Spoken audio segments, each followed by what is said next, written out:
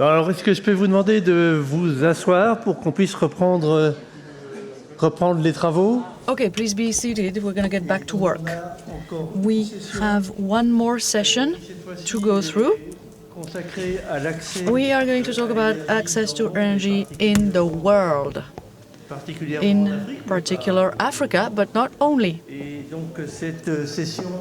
This session will be facilitated by Dominique CAMPANA of ADEME again. She is she's on the board of directors of Renaissance écologique. And I will ask all the panelists to please come up on stage. And of course, Dominique, I'm going to need you to come up too in order to chair this session.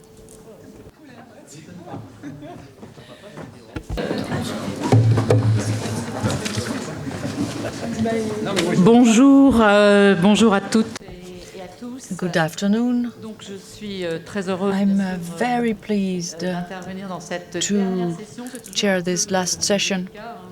It's always a little bit tough because you have people who have a train to catch, so they leave while you speak. And I'm a little bit moved because in 1973 I was not at the UNESCO Congress, but it was a source of inspiration for me, I must say.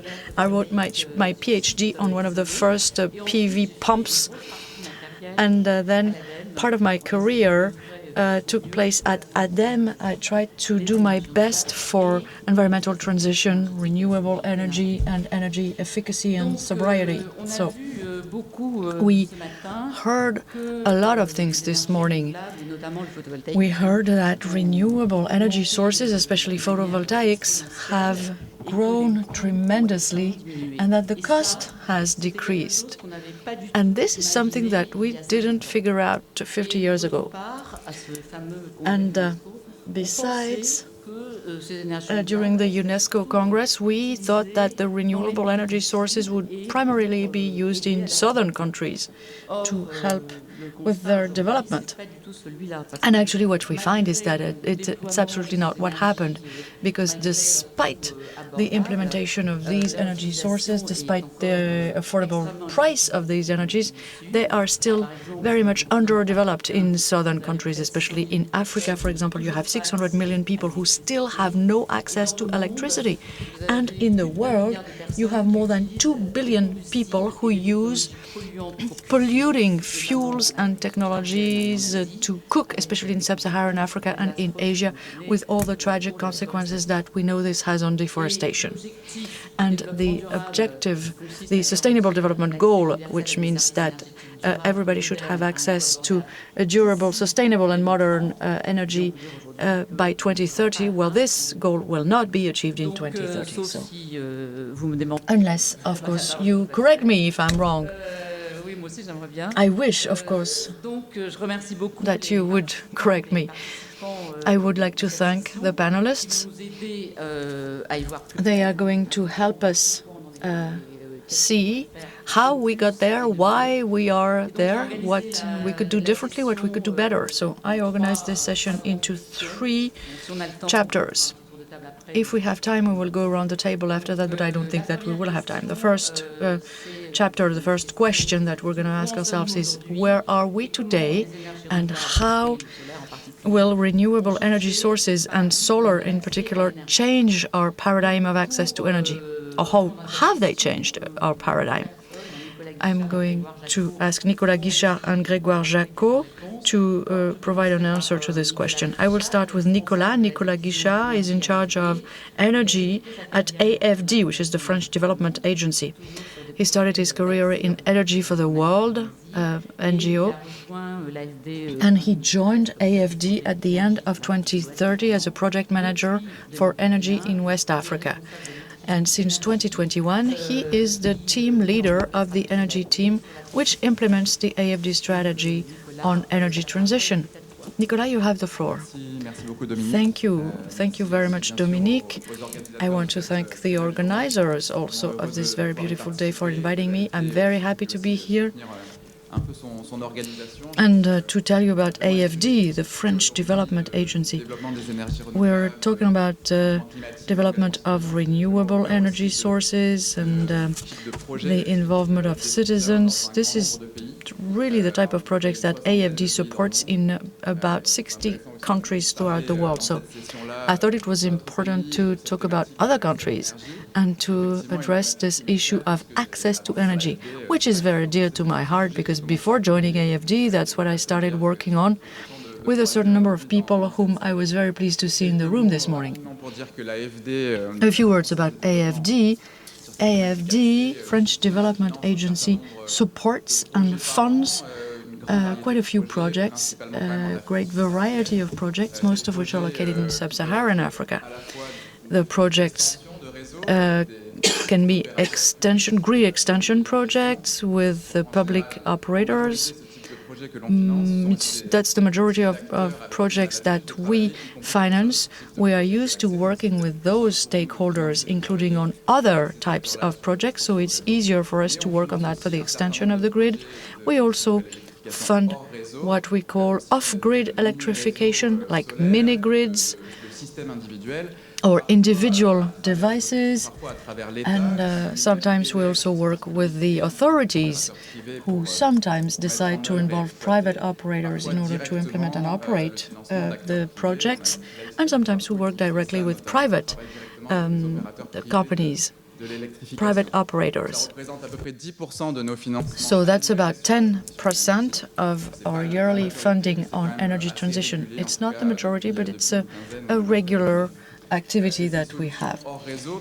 And these off-grid solutions very clearly will have a key role to play if we want to reach the goals of universal access. We were talking about 2030. Well, obviously we won't be there in 2030, but in the long-term projections that the International Energy Agency makes, for example, I think that the idea is to have 2/3 of people connected by off-grid solutions. That's mini-grids and kits, etc. So that's a paradigm shift. It means that we need to speed up, because we would have to install thousands of mini-grids per year in Africa, while today, well, of course, I don't have the exact numbers, but it's just a few hundreds.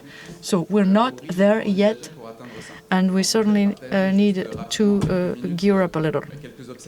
Now I'd like to share a few observations coming from the projects that we work on. I think that technological advances lead to cost decrease. We also make a lot of progress on digital applications that use up much less energy. All this has led to a better business model for these off-grid solutions. The investment cost goes down, the operation cost goes down also, because with digital solutions it's easier to maintain those facilities even remotely. The business model has improved. The equipment is much more sustainable. With a smaller type of equipment you can provide exactly the same type of service that you would provide 20 years ago. So there have been a lot of improvements, technological improvements, that have drawn new players, because the private sector got involved about 10 years ago in West Africa and in other parts of the world. Financial partners, AFD also was able to fund that kind of projects on a more regular basis. So really, there was some kind of a takeoff 10 or 12 years ago. And this led to very interesting developments in some countries. However, as we said, we haven't reached the pace that would be required to attain this objective. But that's because, despite the technological evolution, electrification is a very complex topic.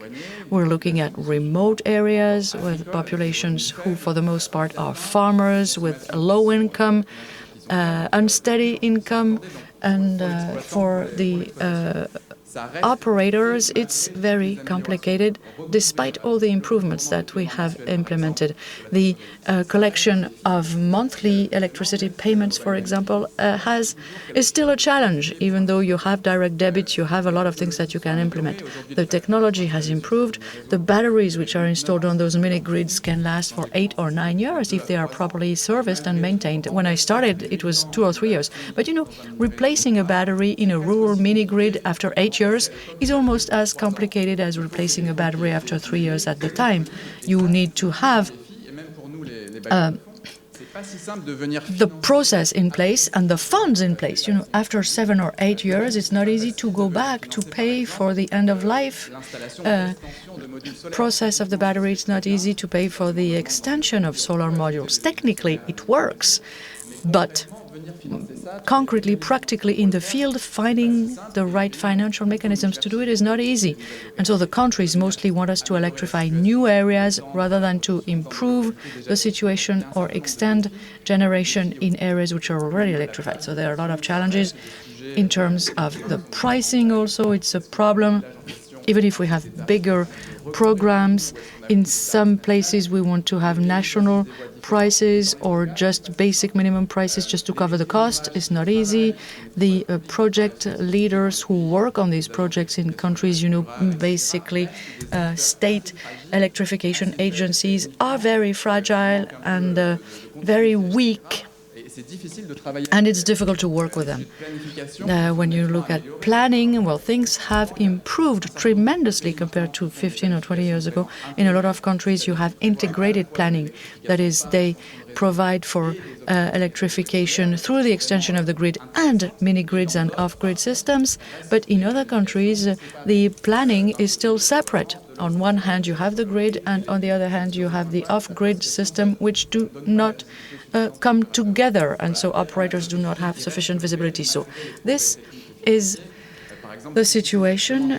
We need to make sure that people use energy when solar power can be produced. A lot of French NGOs have been working on this. It's still a challenge, including for bigger private operators working on those projects. So I would like to finish by saying that it's very complicated. It's a challenge, and this is why it's so exciting. And many of us have been working on this for many, many years. I think that part of the solution to accelerate things, apart from new technical progress, new ways of financing these projects, will be based on trying to make all the stakeholders work better together. You know, public authorities, public operators, ministries who have to better organize and plan and delegate this public service, why not, to private operators, and the private operators who bring in capital, who take risk, NGOs who are very instrumental, who have great experience, local authorities, as we said before, who play a key role on all this. So really, we're trying to do that. We already have a little bit of experience, but we could do this even better, getting all the stakeholders to work together in a great variety of models, because we should not think that there's a one-size-fits-all system for electrification that would work in all countries. We tried that 20 years ago. I don't think it was successful. So we need to do things differently. We need to look at the history of each country, of each territory, in order to think about new ways of electrifying the country in question, and this has to be different for each situation. Juste une question, Nicolas. Le montant annuel. Now, the yearly amount of AFD funds. What is it? How much subsidies do you give? Well, for access, well, I think we fund about 150 million worth of projects every year. At AFD, it's going to be mostly concession loans, which are, of course, highly subsidized to the states and to the rural electrification agencies, which will then generate interest from private partners. We also have subsidies, but usually we get them from the European Commission. But we also contribute to those projects, which very often come to help, especially on the connection to the grid, to reduce the price of connection, because it's very often an obstacle for these populations. Thank you very much. We're still on the same question, the paradigm shift. Grégoire JACQUES, you have the floor. Grégoire is a senior expert for the UN initiative, which is called Sustainable Energy for All, SEforAll, and Grégoire has a 10-year experience in strategy, finance, and development. He used to be the strategy director of the first rural electrification startup in Cameroon, and he also contributed to a certain number of local initiatives in 10 countries in partnership with development banks, governments, private developers in Africa and Latin America. And of course, he works with AFD also. He also worked on the energy policy at AFD, and he also worked at the International Energy Agency. So you know everything about Grégoire, and now you have the floor, Grégoire. Thank you very much. It's a pleasure to be with you this afternoon. I'm going to add a certain number of elements to what Nicolas said, but he was very thorough. But just a few words. If there was one idea that I would like to convey to you in terms of the role of solar power when it comes to energy, well, solar power was always the new frontier, the element that actually boosted that industry for 50 years. It's been kind of dormant up until the 2010s. And then after that, it became a profitable type of things that was acceptable by local population and technically viable. Just like Rome, it wasn't made in a day, so it took 50, 60 years, and now we understand what are the main drivers to make electrification not something that is isolated in a given village, but rather something that could cover a whole country. So it all started with experimental solar power. At the beginning of the 70s, the oil crisis, electrification was based on solar power, mostly developed by NGOs in just a few villages in Africa. And then, as I said, the problem is that it's very local, and it's also funded by subsidies. So it's not going to be sustainable. And then for the next 50 years, this model actually remained, with a few exceptions, like in Morocco, for example. The Great Revolution, as Nicolas said, took place 10 years ago, because up until 10 years ago, the access to energy was really inactive. Not much was going on. And then what happened? Well, then it was a time when there was some kind of a wild west for solar power. There was just a few groups of West African companies that developed a new solar power model that was connected. The idea was that the systems which used to be very expensive and very low tech, very low quality, would be installed in the homes of the people, mostly in rural areas, for just a little amount of money, and so people would prepay their use with their mobile phones. In Kenya, the amount of mobile payments is higher than the country's GDP, so this is something which is much more advanced than what we have in our countries, in France or in North America. So all of a sudden, within the space of a few years, access to energy, which had been totally overlooked by international investors, led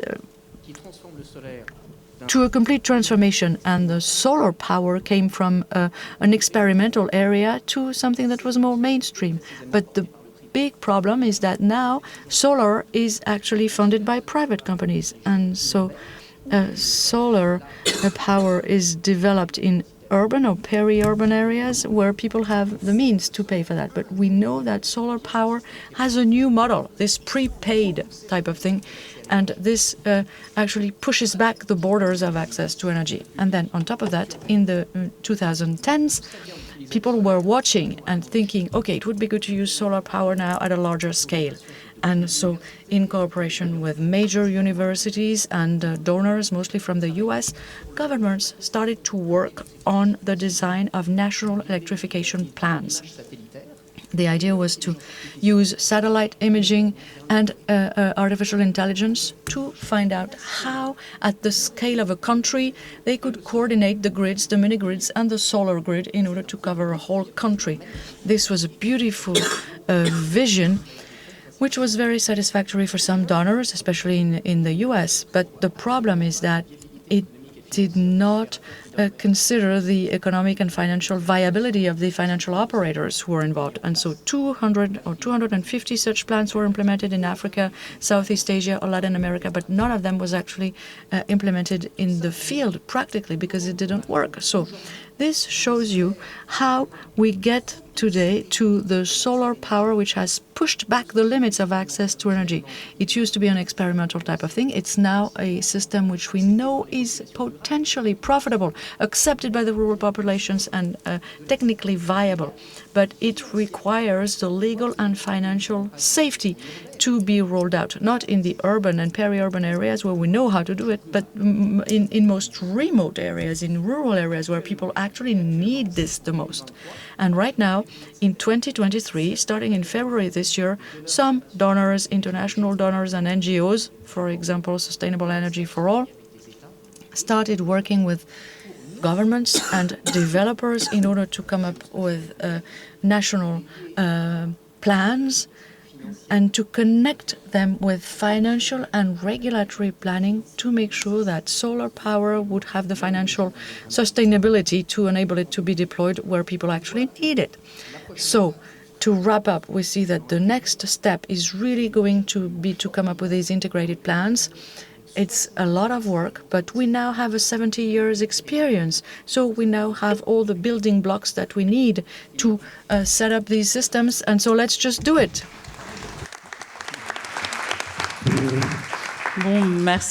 Right. Thank you very much, Grégoire. Thank you for this very optimistic message. We're going to have to learn to do more at a greater scale in the countries. We will take all questions at the end. Otherwise, it's going to be a little bit too complicated. So I will, unless somebody has a burning question. Est-ce qu'il y a une question que vous voulez poser à Grégoire ou à Nicolas?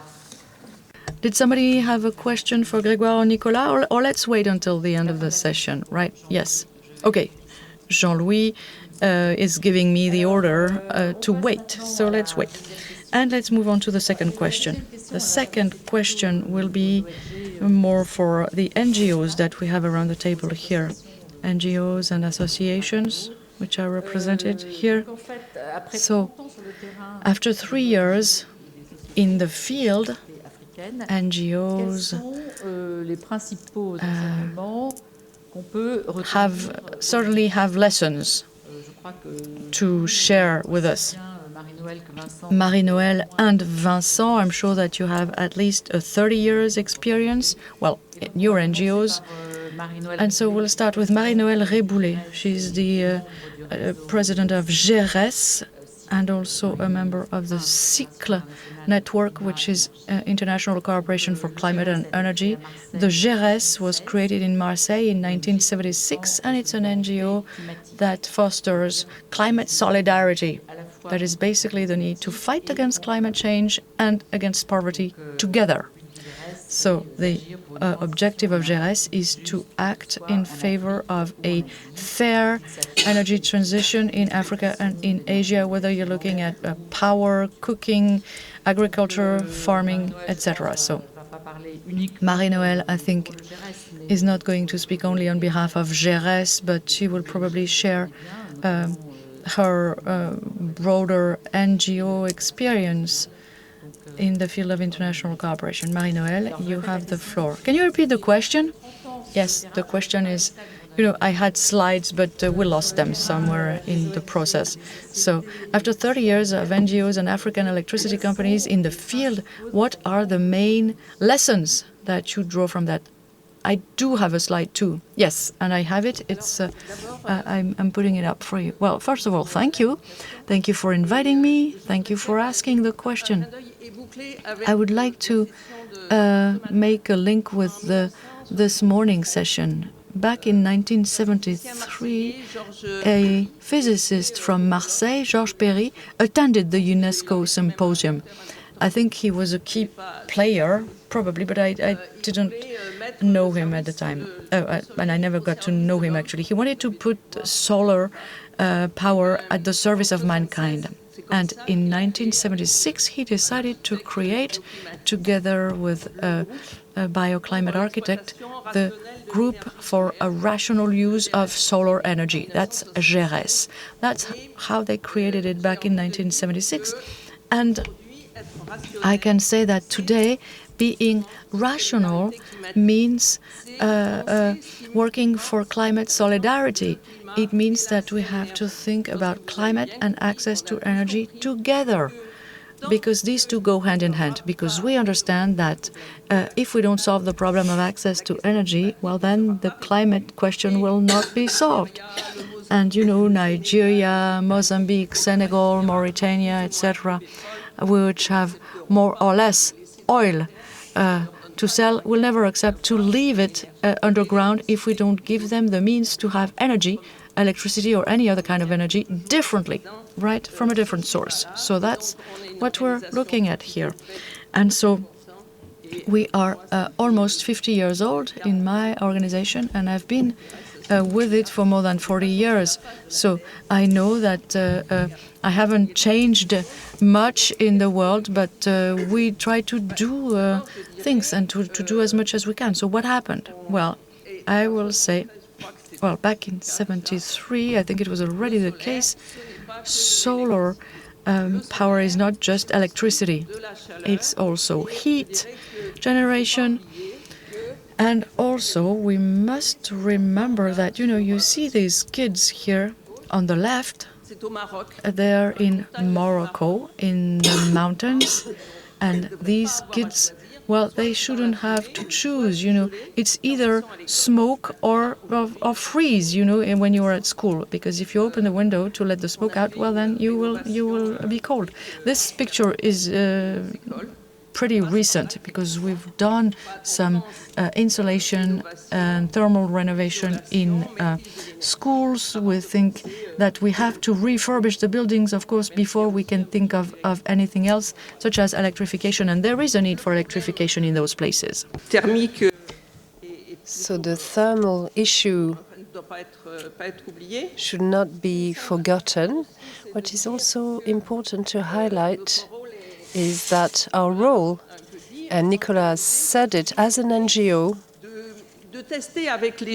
it has always been about testing solutions along with the people involved. Something that might seem odd on top of this slide.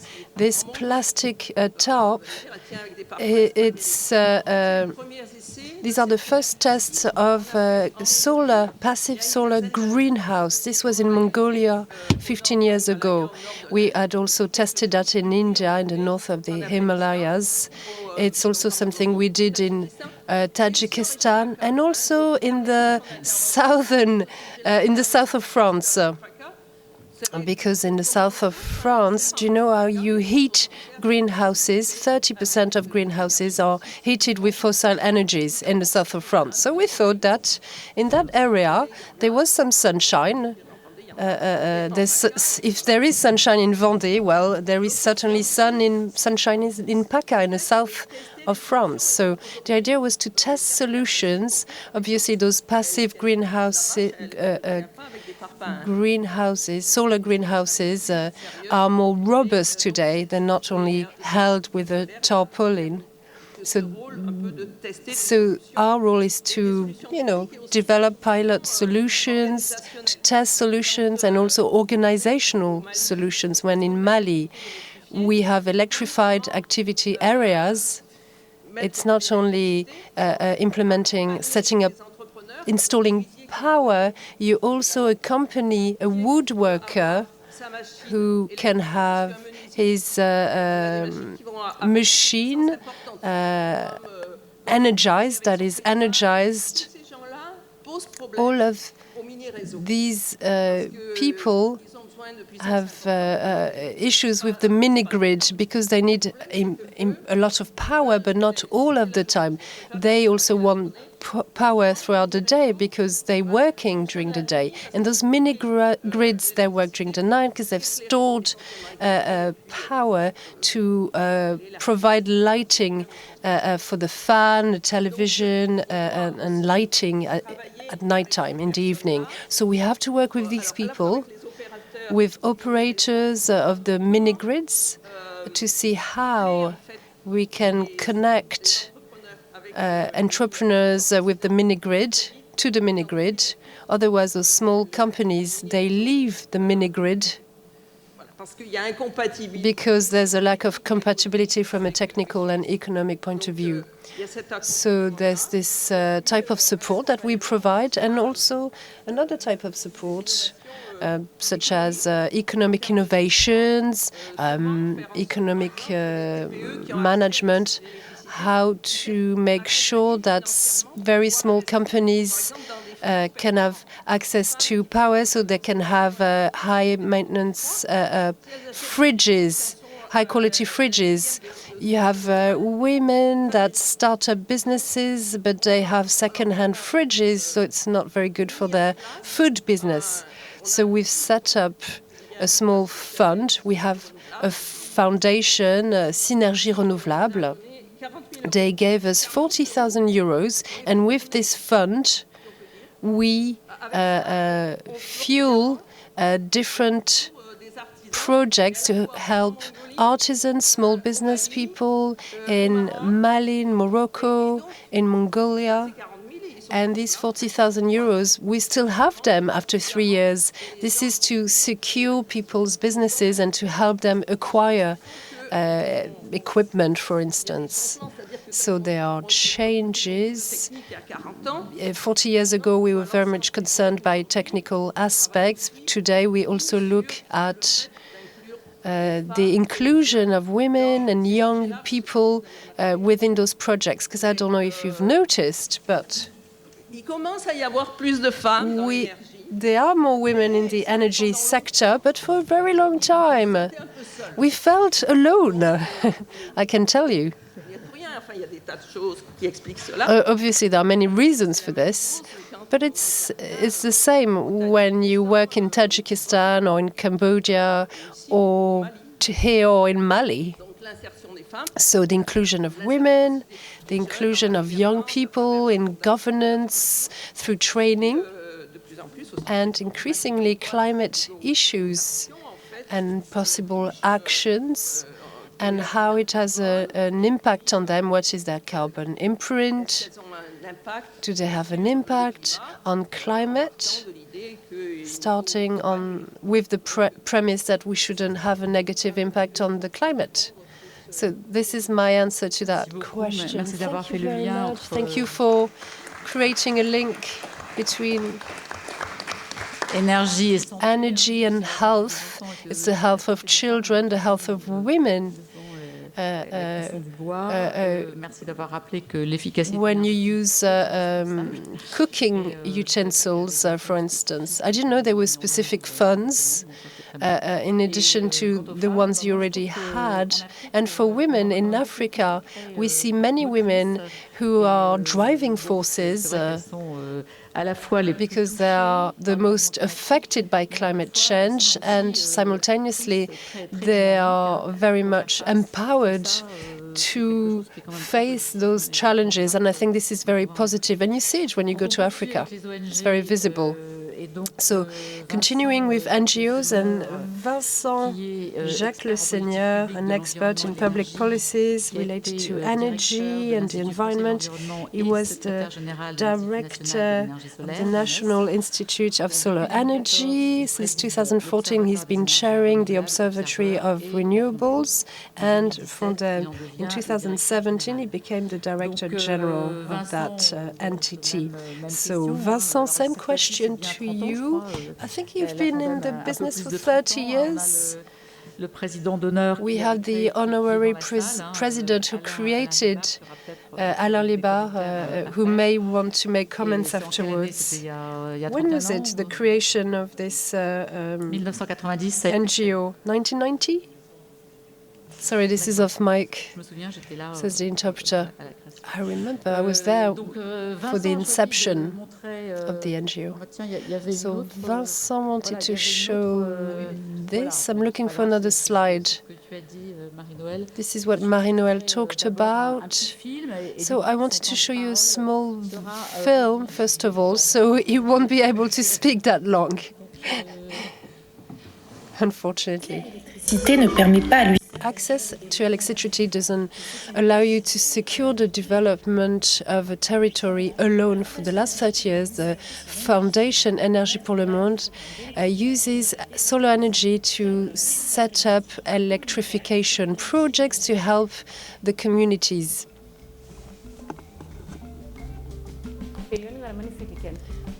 I just have a lamp torch, a torchlight. There's no solar energy here, and the rechargeable lamp no longer works. I work with what I can put my hands on, my only torchlight. That's it. Developing access to electricity through renewables, this allows to improve considerably access to drinking water, to education of people, and to health in rural Africa.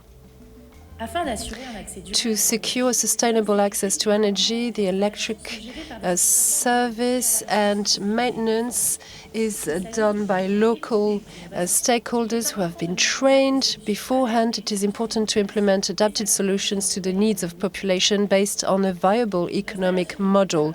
To install prepaid counters, this is a real social innovation. This secures the cash flow of the operator, and this is important for renewing or maintaining installations. I can know what I've used on a day-to-day basis in terms of power. When I do not use electricity, I can store it. The electricity bill is not a source of discrimination.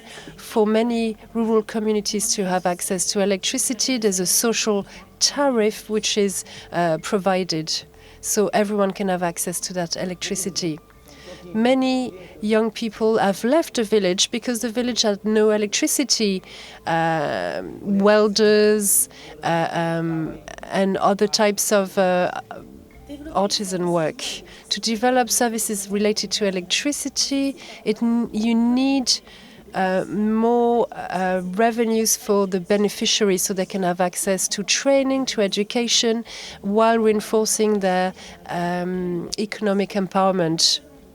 You can this way create employment and foster the economic development of a specific region.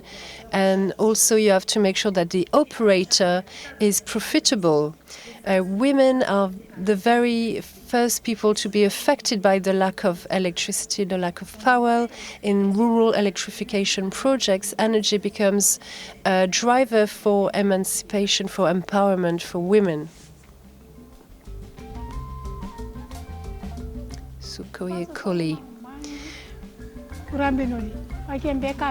Women, some women have a chicken coop, but they need electricity to develop some activities that generate more money and to increase their resources.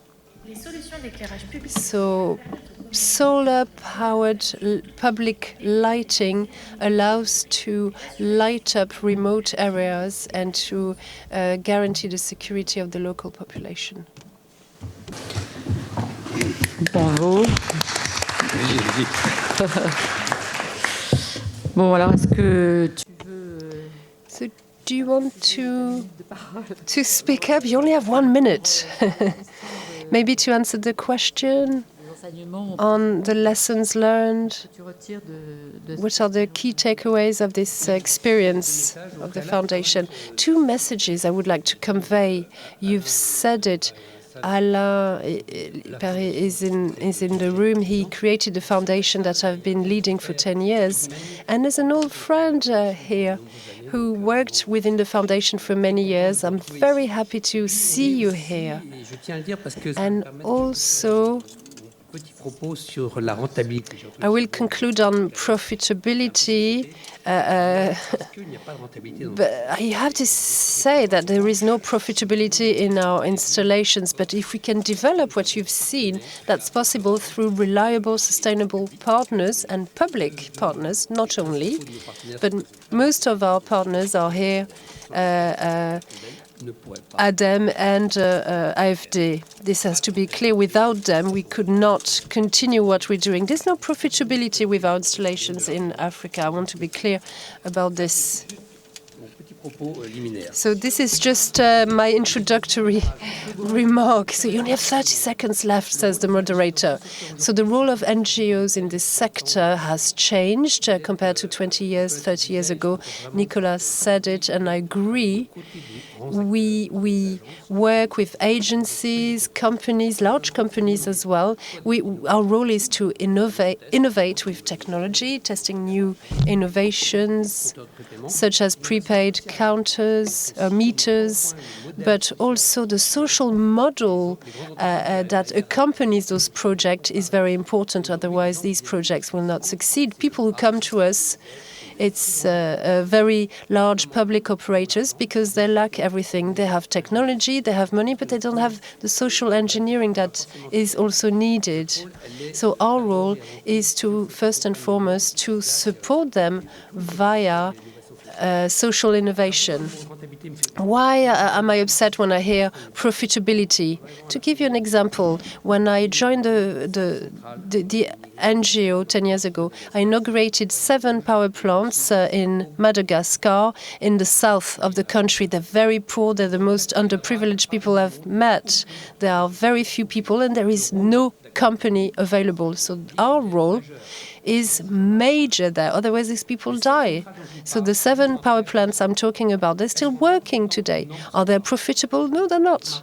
So my profitability is to say that 10 years later, it still works, and that the operator I set up is still there, and that the people who are maintaining the equipment is still there maintaining it. But the business model doesn't work. So the battery, yes, you can keep it for 8 years, and after 8 years you can change it. But no donor wants to change a battery which no longer works. It's just because after 8 years, the life cycle is over. So again, there is no profitability with those solar installations. They only work in rural areas and not in outlying urban areas or urban areas. And there we can continue electrifying these areas. The technology works incredibly well. The solar modules, we control this. There is absolutely no issue. Local people are very skilled, and women in particular. But international donors need to understand that they need to stay with us because there will be no profitability tomorrow, and there is no profitability today. So how about the founder of this NGO? He was one of the pioneers of rural energy power plants or decentralized power plants or power plants for the development. I'm not sure if he's around. Noëlle, I think he's left. So Noëlle, just to pick up on what Vincent just said, in France, in rural areas, in Pas-de-Calais, Drôme, Ardèche, the installations are not profitable. They can make do. So you're not going to ask a very remote village in Guinea or in Mali or in Myanmar, which is undergoing a conflict. We're not going to ask them to have profitable activities. So you have to make a distinction between large infrastructures, and you have to understand that projects that are funded by the IFD or by different states are important. But for us, we're really looking at the last mile, those who are in very remote areas. These are poor people. When you are poor, you consume less power. Thank you. Just a few words from Hervé Gouillet, the president of Electricians Without Borders. He wanted to talk about a number of projects, 4 Café Lumière and a mini grid of 20 kilowatts in Benin, 6 solar roofs in Beirut. Following the explosion in 2020, you will have 150 street lamps and solar kits in Morocco, where they had an earthquake. and they succeeded in hybridating about 50 installations in Ukraine to win the battle against darkness and cold this time. Just a few words on the next film we are about to watch from one of his colleagues. Yes, I just wanted to introduce this film from Abel TELLA. He will say it himself. He is the president of the Association of African Electricity Societies in Africa. So he's a very busy person. He sent a film between two planes. I would like to thank him. He's a very open-minded person, especially knowledgeable with this electrification project, and I don't want to talk about the profitability of electrification. I tend to say that it's highly profitable from an economic point of view, even though it's not the case from a financial point of view. And obviously, there's also the way you electrify a particular area and the tariffs you put up. But obviously, this is an entirely different discussion, and we don't have time to address it. My name is Abel TELLA, the Director General of the Association of African Electricity Societies. I'm a technician by training. I did a master's in energy for rural development in 1985 with an option in PV solar energy with skills in solar thermal dynamics and biomass. In 1957, we were active in 46 African countries. We had many affiliates in Africa, but also Europe, Asia, and America. Our motto is to give access to power for all African peoples in years to come. And to be fair, we are supporting the promotion of all types of energies within our societies, and in particular to fast-track access to energy. We use all of the technologies available and solutions as well. We want to focus on the promotion of solar energy in particular, because this allows us to have a rational use of available resources. So starting with hybridization of thermal plants, this is what we started with, and now we also hybridizing electric power plants. So this is a way to streamline the use of water and to generate on the same site an energy which is solar during the day and hydropower distributed at nighttime. So we have solar power plants that are connected to the grid, and we also have isolated sites where we installed storage capacities so we could have a few hours of lighting after sunset. So this is fundamental for our association, and we endeavor to accelerate this so we can make sure that Africa has a universal access to power by 2040. We have an ethical sponsorship, and solar energy is very much part of that. This is an energy that we manage well. In 1985, I was trained to produce central centers of solar energy. This was installed in Bamako in Mali, and I was appointed to be a member of the scientific committee. And I wish you a very good, a successful seminar. And thank you for talking about our endeavors in Africa. Bon, merci à Christian. Thank you, Christian, for allowing us to see this film. We'll keep your questions for the end of this panel discussion. And what about the innovations and prospects for 2030? First, Iris NICOMEDI and then François MOISAN will give us their opinion. Iris is the coordinator of the international mission at ADEME. She works on innovation for access to off-grid sustainable energy, reinforcing of available electric grids, and she's involved with different stakeholders, governments, companies, local authorities, academics. She works mainly in sub-Saharan Africa. Before, she works on similar issues within the UNESCO Renewable Energy Programme, which was introduced this morning by our Belgian counterparts. She's worked with him, actually, and she's worked on the development of renewable energies within the Ministry of Energy Transition. Iris, you have the floor.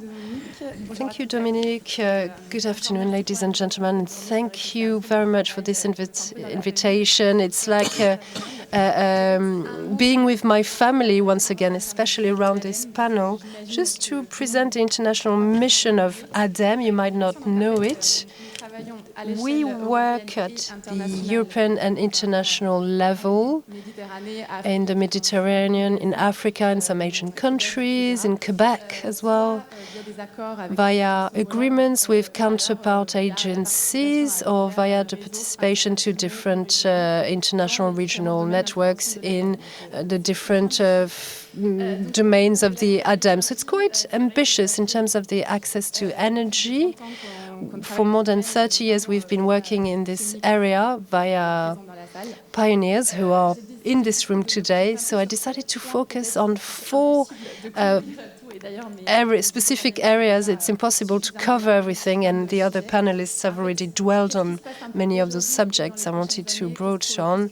So what is ADEME doing? Coming back on the digital aspects, it has opened new perspectives. We are delighted to work with AFD on the digital energy facility. So this is a European fund which is implemented by the AFD, the French Development Agency. So we manage parts of this. We have annual bids for African startups and African electricity providers.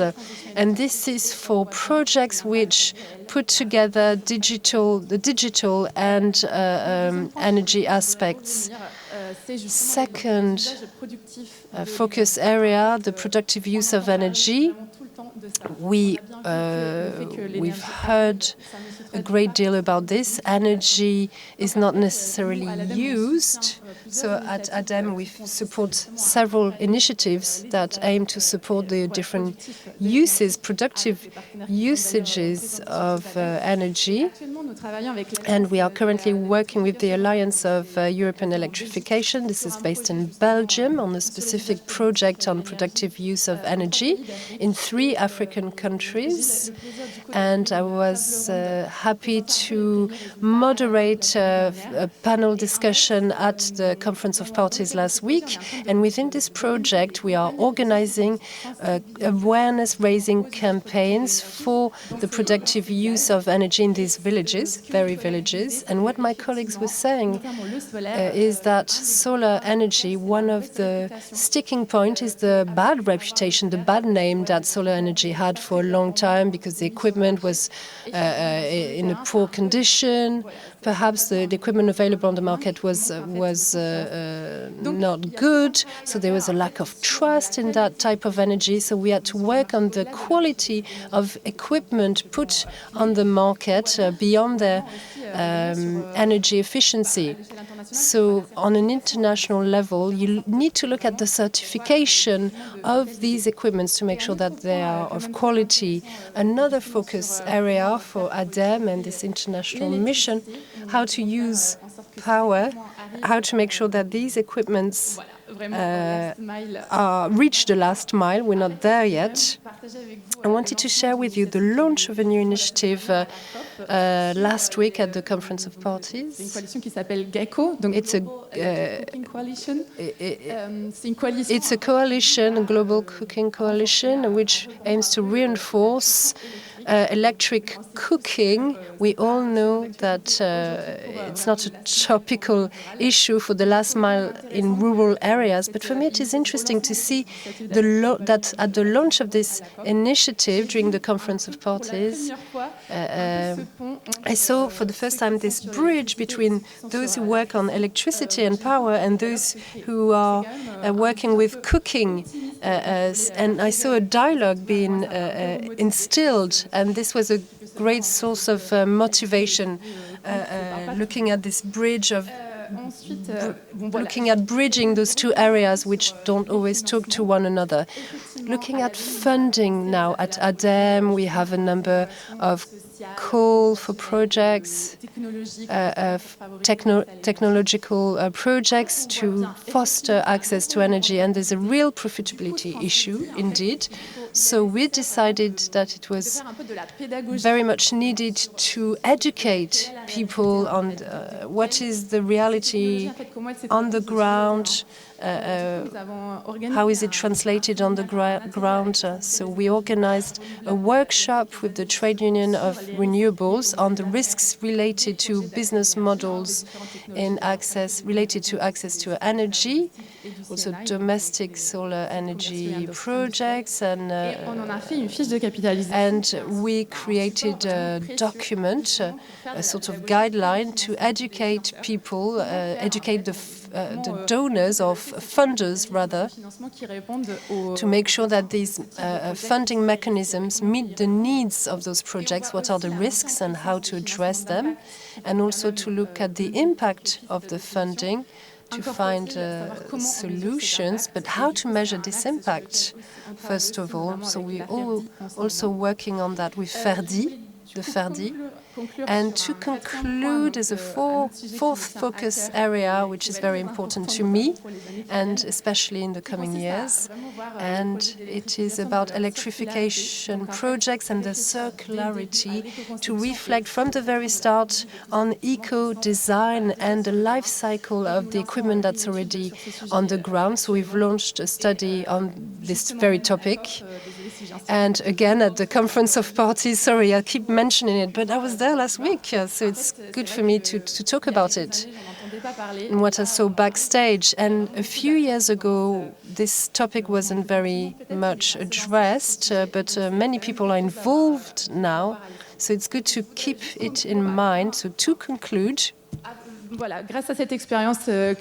thanks to the experience of ADEME over the last years, this type of projects would never work if we didn't have all the stakeholders around the same table, especially our regional authorities are often forgotten. So thank you for the previous panel discussion. We experienced that in Africa on a day-to-day basis. For some countries, it's not yet a reality to set up public policies and a framework which allows this electrification all the way to the last mile.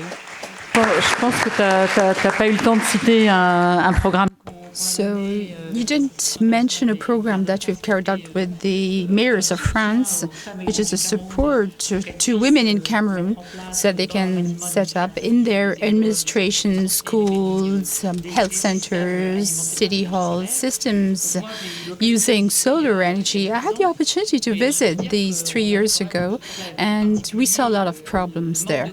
The lack of coordination in all the donations. We visited health center with a super solar system, a fridge offered by an association that would consume a lot of energy. And so therefore it wouldn't work. And the question on maintenance, it often happens that today we see facilities that don't work.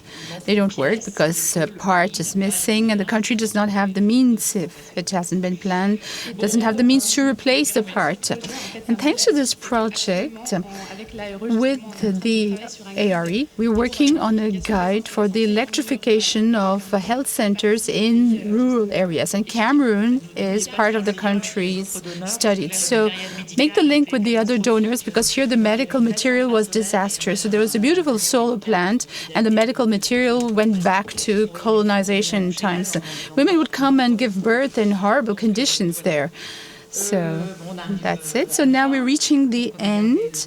We've kept the best for the end. So François MOISAN, who is the coordinator of the European program, Europe-Afrique Partnership Research Innovation on Renewable Energies at the Agence Nationale de la Recherche, ANR. He's also administrator for Agir pour le Climat. He's member of the Scientific and Technical Committee for Global Environment.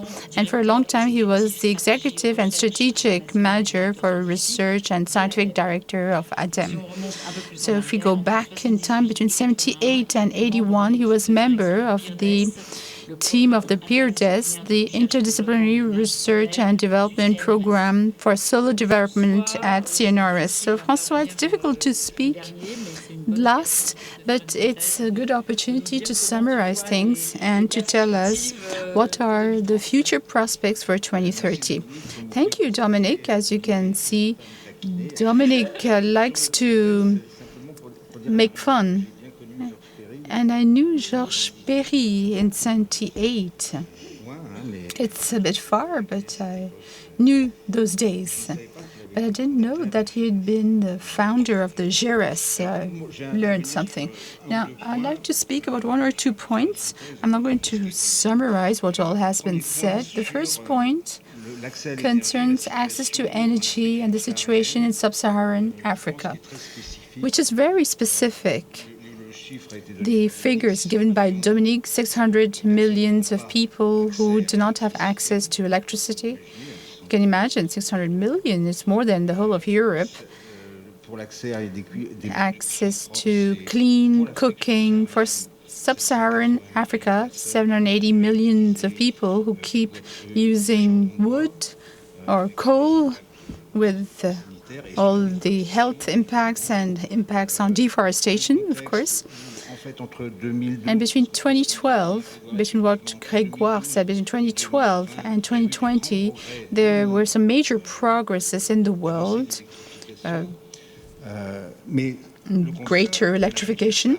But in sub-Saharan Africa, the electrification rate has gone down. There were people who did have access to electricity, but the rate went down because the population increased. And that's the only region in the world where the objective for 2030 will not be accessible. In the video, you were talking about 2040, and it's the first time I'm hearing this new deadline of 2040. So the situation in sub-Saharan Africa is very specific because since there's no electricity, there are no jobs. This promotes immigration towards cities that are not sustainable, and first in African cities and then international immigration. So this topic of access to electricity in Africa is a topic that concerns us, we Europeans, to build our common future with Africa. Now, considering what Grégoire said, it is true that a lot of African countries are aware of the fact that electrification requires planning that can identify what will be up to the extension of the networks and grids, electrification with mini-grids or solar home systems, individual systems. I know a lot of countries, a few countries in Africa, where the dogma is we're going to extend the networks, the grids, but physically and economically this is impossible to do. Nicolas was talking about the fact that it will have to be done through decentralized systems outside of the grids. So this is important, and we still don't have this shared vision in the among the African states saying that we will manage only with this decentralized systems because there's this huge paradigm. It is positive, photovoltaic and all other renewable energies, because hydro is also very important, wind farms along the coastlines. The costs have really gone down. And therefore, today, I'm not going to use the word profitable because there was a debate on that, and we're not going to solve that today around this table. But considering the solutions like diesel with diesel generators, these solutions are more competitive than these diesel facilities. So we have an opportunity. Now, what does it represent from the financial point of view? Some scenarios have been prepared by the IEA, and the cost for electrification and access to clean and sustainable cooking in sub-Saharan Africa, the total of 470 billions of euros. Over 10 years, it is less than 50 billion of euros per year. It is a huge sum, not to mention subsidies, but the cost of investment. And we could have some subsidies also that will be part of these costs, thanks to loans. I'd like to say a few words about innovation mentioned by Iris. I think that, of course, there are funding issues, but there's also the issue regarding research and innovation to find new solutions. And I've left the ADEME. I left 4 years ago, and now I'm working on a European program that I'm coordinating at the ANR, where I work. It's a European program aiming at developing together with African countries research and innovation projects for the development of renewable energies in Africa, and especially access to energy, where we still have a lot of issues. So Iris mentioned digital, it's obvious, and these programs mean we have to mobilize the National Research Agency, the ADEME in France and Europe, and also in Africa, and say that we'll make joint call for projects. You will put in money, and the other European agencies will put in money. The European Commission will complement that amount, 15 million euros for the program on which I'm working, and we will have transcontinental projects associating European and African researchers to build solutions that will be developed later on. So we had a certain number of projects, some 30 projects in the past 3 years, and we have what you mentioned, Iris, that is all that is, not research on cells as we do here, although it could help improve things, but projects on what can generate revenue in Africa. For example, the transformation of farming products, because before being cooked, they have to be processed. The cereal, sorghum, use solar energy, therefore, to transform and process these grains, the cereal, recycle batteries, photovoltaic panels, projects like the individual installation of solar room systems, 1 or 2 panels per house. For soldering, for example, you need energy power. So we could have this in mini grids. And we have supported projects within this framework with the use of artificial intelligence for the stability of these networks and to develop partnerships between several producers and consumers. I'm not going to develop all of these projects, but I'd like to end by saying that we want a ramping up of all these skills. We want these projects to be owned by the African countries. And in the last 3 years, we had African funding, which are lower than European funding, but there were 4 African countries: Morocco, Algeria, Egypt, and South Africa. And we, at the ANR, we're preparing a new program, which is the follow-up. And the European Commission has published this. We will submit it on the 15th of January. We have the same countries, but now we have Tunisia, Mauritania, Côte d'Ivoire, Senegal, Ghana, Cameroon, maybe Mozambique and Kenya. And so what happened is that within 3 to 4 years, with all the energy crisis, these countries have understood that renewable energies were an important alternative, and they want to invest to share these projects. It's very important for Europe, for all of us, for all the reasons I mentioned. We need to be present in these partnerships. This is what the Commission calls scientific diplomacy, and we have to pursue this. Of course, it will not solve all the financial problems. I was talking about 470 billion, so a little less than 50 billion per year. We can compare that with the public aid for development, subsidies from the EU and the 27 member states. That was 70 billion euros per year. So you see, there are some subsidies that we found and financial mechanisms. We told about the equal equations, equality, so that all the networks, all the grids can benefit. Because in Africa, most of the electricity is sold at rates under production rate.